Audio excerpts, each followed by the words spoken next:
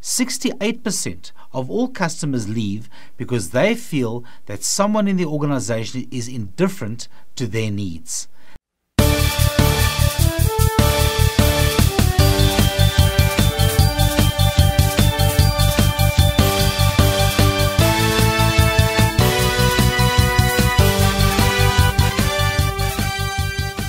Why do customers leave? When we analyze it, and a lot of surveys have been done in this space, we learn a few interesting statistics. Firstly, 1% of customers die. So there's not a hell of a lot we can do about that. Okay. 3% actually move away. 4% naturally migrate. And 5% change suppliers based on the recommendation of a friend. 9% find that they can buy cheaper elsewhere, and 10% are just chronic complainers. So we can all relate to those. However, here comes the crux. 68% of all customers leave because they feel that someone in the organization is indifferent to their needs. Now that's scary. So what we are saying is 68% of customers leave out of things that we can actually control. A lot of the others we can't control. But I'm very happy to put my emphasis behind 68% of the problem and fix that.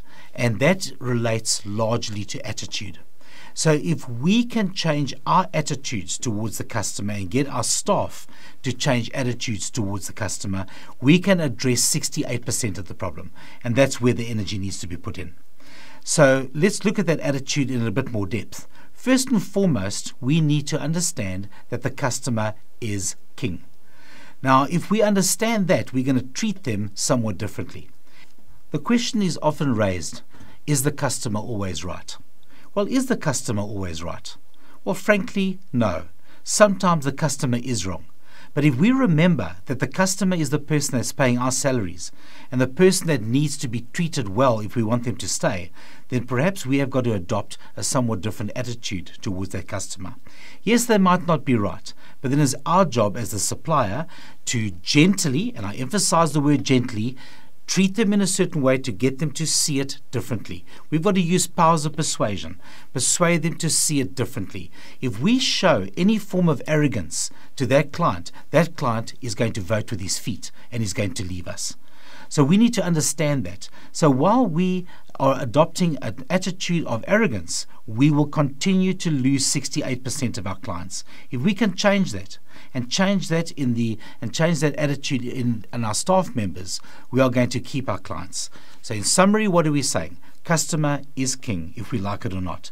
They hold the purse strings. So arrogance goes out the window. If they are wrong, gently teach them the right way. Show them, let them come to the same conclusion that you have and what you want them to believe, and then they're going to stay with you. So we know that 68% of our clients will leave us if we don't treat them in the way that they deserve to be treated.